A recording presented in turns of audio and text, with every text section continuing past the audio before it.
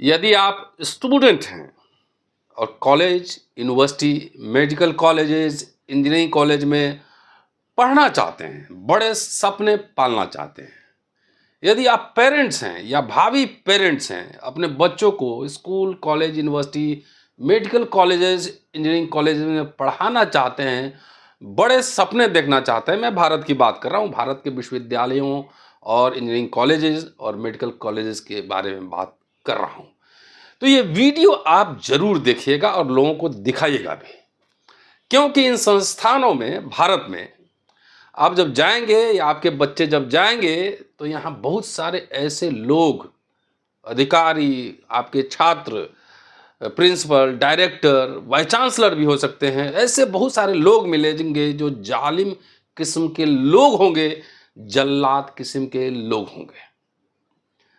आपको यहाँ पे पिटाई हो सकता है नहीं लगे, फिजिकल वायलेंस नहीं हो, लेकिन मेंटली आपके बच्चों को और आपको भी, अगर आप प्रोफेसर भी हैं, नॉन टीचिंग स्टाफ भी हैं, एससी एसटी ओबीसी समुदाय से आते हैं, तो ये वीडियो आप जरूर आपको देखना चाहिए, क्योंकि यहाँ हो सकता है कोई डंडे से ना मारे, कोई ह्यूमिलेट फिजिकल ना करे, लेकिन आपके लिए वैसी परिस्थितियां पैदा कर देंगे जो आपको मेंटल टॉर्चर करेगा, दिमाग की नसें फाड़ सकती हैं।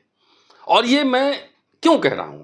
दिल्ली विश्वविद्यालय में 26 साल पढ़ाने के बाद और 6 साल स्टूडेंट समझ लीजिए, कितने हुए? 32 साल। 3 दशक से ज़्यादा से मैं दिल्ली विश्वविद्यालय से जुड़ा हुआ हूं और यूनिवर्सिटी को मैंने बदलते देखा है। पिछले 9-10 साल में, जब से ये सरकार आई है, तब से हर जगह छोटा छोटा तानाशाह और मनुस्मृति के मानने वाले लोग बैठे हैं। मैं देश के एक नामी गिरामी कॉलेज, हिंदू कॉलेज में पढ़ाता हूँ और ये सारी बातें आपको अपने अनुभव से कह रहा हूँ। आपने अभी देखा होगा हाल के दिनों में, 5-7 सालों में, 8 सालों में दलितों पे वायलेंस और ओबीसी, एससी एसटी सबके खिलाफ वायलेंस की घटना, ह्यूमिलिएशन की घटना बढ़ी है। चाहे मध्य प्रदेश का सीधी कांड हो, चाहे चंदौली का कांड हो, चाहे राजस्थान का कांड हो, रेप, बलात्कार, मर्डर, उत्तर प्रदेश में आपने देखा ही, सब घटनाएं बढ़ी हैं। आखिर क्यों बढ़ रही हैं? और यदि आप समझते हैं कि आप इसका संबंध, दलितों के खिलाफ जो वायलेंस है, इसका संबंध सिर्फ गांव और गरीबी से है, तो मैं समझता हूं इसको और अधिक तरह से समझने की ज़रूरत है। ये गांव और गरीबी से इसका संबंध है, लेकिन उससे ज़्यादा संबंध इसकी मनोवृत्ति से है। विश्वविद्यालयों में और जिन संस्थाओं का मैं नाम ले रहा हूं, उसमें भी जालिम तरह के लोग रहते हैं। यहाँ पे टॉर्चर उस तरह का होता है, चेम्बर बना हुआ है, जैसे जर्मनी में चेम्बर था ना, उसी तरह का चेम्बर यहाँ बनाएगा। छोटी छोटी एकदम घटिया नीच मानसिकता की तरह आपके और आपके बच्चों के साथ व्यवहार कर सकता है। अगर प्रोफेसर हैं आप, नॉन टीचिंग स्टाफ है, यूनिवर्सिटी कॉलेजेस में पढ़ाते हैं, मेडिकल इंजीनियरिंग कॉलेजेस में आप काम करते हैं, तो आप सोचिए कि जो मैं बात कह रहा हूँ वो ठीक कह रहा हूँ कि नहीं कह रहा हूँ। सवाल यह है कि बहुत सारे लोग डर के चुप हो जाते हैं, दमन सहते रहते हैं, नहीं बोलते हैं, किसी तरह नौकरी करते हैं। नौकरी तो आपको मिल जाएगी, लेकिन सम्मान के साथ नौकरी करने की कीमत चुकानी पड़ती है।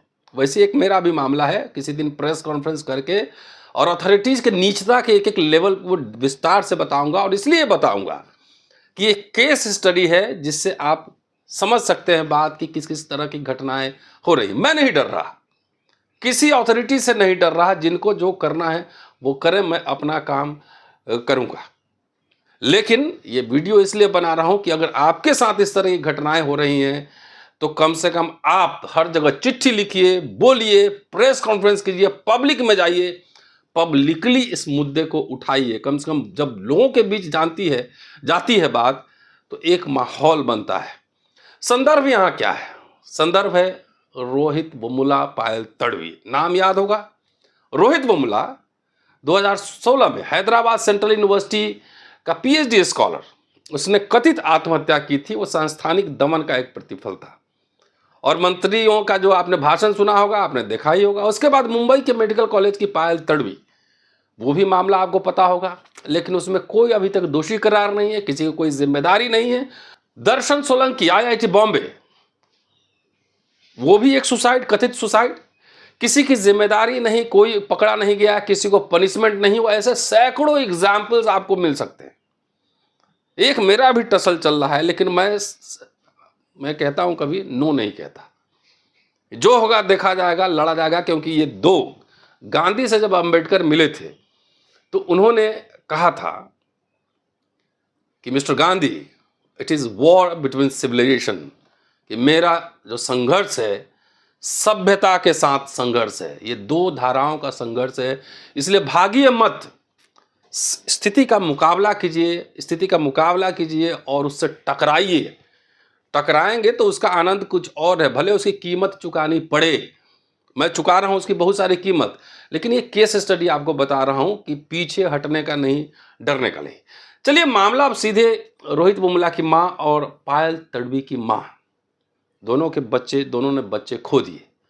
वो सुप्रीम कोर्ट गई एक पीआईएल में, और पीआईएल में अभी 6 तारीख को एक सुनवाई हुई है डिवीजन बेंच में, और ऑनरेबल सुप्रीम कोर्ट ने यूजीसी को तलब किया है 4 हफ्ते के अंदर। उन्होंने जवाब मांगा है कि SC/ST एट्रोसिटीज को रोकने के लिए कौन कौन से कदम उठाए गए। इससे पहले फरवरी में, याद होगा, चीफ जस्टिस चंचूड़ साहब ने नालसार में कॉन्वोकेशन में कहा था कि ज़्यादातर सुसाइड करने वाले छात्र जो हैं दलित आदिवासी हैं, जजेस जो हैं इससे भाग नहीं सकते हैं, they can not Sai away. अब मैं बताता हूं कि सुप्रीम कोर्ट ने जो बहस हुई है, इंदिरा जयसिंह लॉयर हैं, और जो बहस हुई है उसके बारे में आपको बताता हूं। सुनिए कोर्ट में क्या बहस हुई है। इस केस की सुनवाई अभी सुप्रीम कोर्ट में हुई, लेकिन कभी कहीं किसी मीडिया में, गोदी मीडिया में कोई चर्चा नहीं हुई। रोहित वेमुला और पायल तडवी की मां की याचिका पर सुप्रीम कोर्ट की डिवीजन बेंच में सुनवाई हुई। जस्टिस सुंदरेश, MM सुंदरेश और जस्टिस बोपन्ना की पीठ ने इस मामले में सुनवाई करते हुए इसे बेहद संवेदनशील मामला करार दिया, और रोहित वेमुला और पायल तडवी की मां द्वारा दायर जनहित याचिका PIL पर यूजीसी से जवाब मांगा है। सुप्रीम कोर्ट ने पूछा है कि उच्च शिक्षा संस्थानों में SC/ST समुदाय के छात्रों के लिए सौहार्दपूर्ण वातावरण बनाने के लिए यूजीसी ने कौन कौन से कदम उठाए हैं और क्या दिशा निर्देश दिए हैं। ये कहा है बेंच ने। इसमें स्टूडेंट का मामला, इसमें टीचर और कर्मचारी भी के साथ भी इस तरह के मामले होते रहते हैं। आगे मामले की सुनवाई करते हुए जस्टिस बोपन्ना ने कहा कि अंततः यह उन छात्रों और अभिभावकों को हित में है जिनके बच्चों ने अपनी जान गंवाई है। भविष्य में ऐसा न हो, इसका कम से कम तो ख्याल रखना ही होगा। चूंकि मुकदमा नॉन एडवर्सियल, गैर प्रतिरोधात्मक है, इसलिए आप आपत्तियों का जवाब देने की बजाय यूजीसी यह बताए कि याचिका में उठाई गई चिंताओं को कैसे संबोधित और सुधारने की योजना बना रहा है। मतलब अब तो जो बीत गया हो नहीं सकता है, रोहित वेमुला वापस आ नहीं सकता है, लेकिन भविष्य के लिए क्या योजना है। न्यायमूर्ति जस्टिस सुंदरेश ने यूजीसी से कहा है कि अच्छा होगा अगर इसे परामर्शात्मक तरीके, कंसल्टेटिव मैनर से किया जाए। न्यायमूर्ति MM सुंदरेश ने यूजीसी को यह प्रस्ताव देने का सुझाव भी दिया कि SC/ST पृष्ठभूमि के छात्रों को मुख्य धारा में कैसे लाया जाए, आप उन्हें मुख्य धारा में आने के लिए कैसे सुविधा प्रदान करेंगे, क्योंकि वे एक अलग पृष्ठभूमि से आए हैं, डिफरेंट सोशल बैकग्राउंड से। कई परिदृश्य हैं, कुछ उसमें ड्रॉप आउट हो सकते हैं, बाहर हो सकते हैं, कुछ अच्छा प्रदर्शन नहीं भी कर सकते हैं, इसलिए उसको एक अच्छा माहौल, एक कंडीसिव एटमॉस्फेयर देने की जरूरत है। ये ऑब्जर्वेशन है।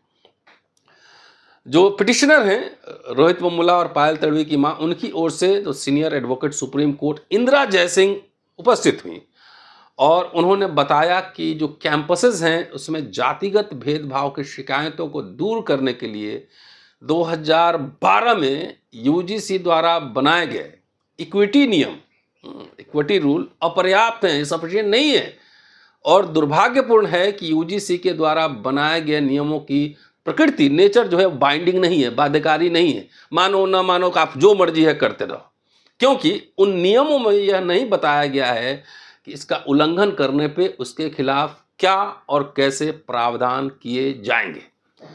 जब इन नियमों की तुलना post prevention of sexual harassment और एंटी रैगिंग नियमों जैसे नियमों से की जाती है तो यह बहुत ही कम साफ लगता है। इसके साथ ही इंदिरा जयसिंह ने मामले में कोर्ट का ध्यान आकृष्ट करते हुए बताया, इसी मामले में सुप्रीम कोर्ट ने केंद्र को नोटिस जारी किया था, इसलिए इस मुद्दे को तत्काल संबोधित करने की आवश्यकता है। वहीं इंदिरा जयसिंह को असिस्ट कर रही हैं जूनियर एडवोकेट हैं दिशा वाडेकर ने कोर्ट से अनुरोध किया कि आप यूजीसी को बताएं कि यह एक संवेदनशील सेंसिटिव मामला है और इस मामले में आपको कुछ कार्रवाई करनी होगी। चूंकि यह प्रतिकूल नॉन एडवर्शियल नहीं है, इसलिए आप सुझावों के लिए याचिकाकर्ता के वकील से चर्चा भी कर सकते हैं। अब आइए कुछ आंकड़े भी उन्होंने दिए कि यह काफ़ी अनफॉर्चुनेट है कि वर्ष 2023 में 3 और छात्रों ने आत्महत्या की। उनमें से एक नेशनल लॉ स्कूल में, एक मेडिकल कॉलेज में और एक आईआईटी में है। इसलिए इस याचिका को लेकर तत्कालिकता का एहसास हो रहा है, जल्दी सुना जाए। यह उचित होगा यदि यूजीसी को प्रतिकूल नॉन एडवर्सियल गैर प्रतिकूल तरीके से बाध्यकारी दिशा निर्देश तैयार करने के लिए कहा जाए जो उच्च शिक्षा के सभी संस्थानों के लिए बाध्यकारी हो। तो ये है मामला। लेकिन स्टूडेंट के बारे में मैं आपको बता रहा हूं कि यहाँ जो टीचर जो नॉन टीचिंग स्टाफ है, टीचर वैसे टीचर जो चमचा नहीं है, लिखते पढ़ते हैं, बोलते हैं, थोड़ा स्टाइल में रहते हैं, उसको तंग करने के लिए प्रिंसिपल से वाइस चांसलर, गवर्निंग बॉडी, दुनिया जहान सब पूरी कायनात मिल जाती है। कायनात मिलके ऐसे छोटे छोटे हरकत करेगी, नीचता वाले हरकत, कि जिसकी कल्पना आप नहीं कर सकते हैं। विस्तार से बताऊंगा, कोशिश कर रहा हूं कि इस केस पे नजर रखी जाए और जरूरत पड़ी तो कुछ और कार्रवाई की जाए। अब सवाल है कि जो एट्रोसिटी का मामला है वो सीरियस क्यों नहीं बनाया गया, जब प्रिवेंशन ऑफ सेक्सुअल हैरेसमेंट जो केस है, मामला है, केस है, और जो रैगिंग का मामला है इतना सेंसिटिव है, लेकिन एससी एसटी की जान चली जाए और कोई बाध्यकारी नियम नहीं है, कोई यूजीसी यहाँ पे सेल नहीं बनाती है, कोई कुछ भी नहीं है। मैं समझता हूं कि इसको क्रिमिनल एक्ट में शामिल किया जाना चाहिए। सुप्रीम कोर्ट को, ऑनरेबल सुप्रीम कोर्ट को अपने निर्देश में, अपने सुपरविजन में एक कमिटी बनाना चाहिए कि जिसमें कि वैसे लोग रहें जो सोशल इश्यूज को लेकर सेंसिटिव हैं, जिन्होंने सोशल जस्टिस की लड़ाई की है, और ये उस कमिटी को पावर हो कि देश भर में जहां भी इस तरह के, चाहे टीचर हो, नॉन टीचिंग स्टाफ हो, स्टूडेंट हो, जहां इस तरह की एट्रोसिटीज, भेदभावपूर्ण नीति हो रही है, वो एविडेंस के साथ उस कमिटी के सामने खड़े हों, पेश आएं, और जो लोग उस डिस्क्रिमिनेशन में, ऑपरेशन में, भेदभाव में शामिल हो, चाहे वाइस चांसलर हो, प्रिंसिपल हो, उसको क्रिमिनल केस में प्रोसीडिंग चलाई जाए। जब तक ये नहीं बनेगा तब तक यहाँ छोटा छोटा प्रिंसिपल भी प्रधानमंत्री से समझता है कि मैं रिलेटेड हूँ। ये हाल है, इसको क्रिमिनल केस बनाना चाहिए। और कोई, देखिए, इतने सुसाइड हुए, कोई किसी का कोई जेल गया, किसी पे कोई कार्रवाई हुई, कोई सस्पेंड हुआ, तो आपके सुसाइड करने से भी कोई फायदा नहीं है, उससे कोई फायदा नहीं है। इसलिए डरो मत, लड़ो, डरो मत, दुनिया बदलो। कम से कम ये कहने की हिम्मत करो कि नो, हाउ डेयर यू। और ये सीरीज मैं लगातार चला रहा हूं। अगर मेरी बात अच्छी लगे, समझ में आए तो सुनिएगा, अमल में लाइएगा, लेकिन इसकी कीमत चुकानी पड़ती है, मैं चुका रहा हूं। अगर नहीं समझ में आए, डर लगे, तो गुलामी भरी जिंदगी आपको मुबारक। शुक्रिया, देखते रहिए अम्बेडकर नामा।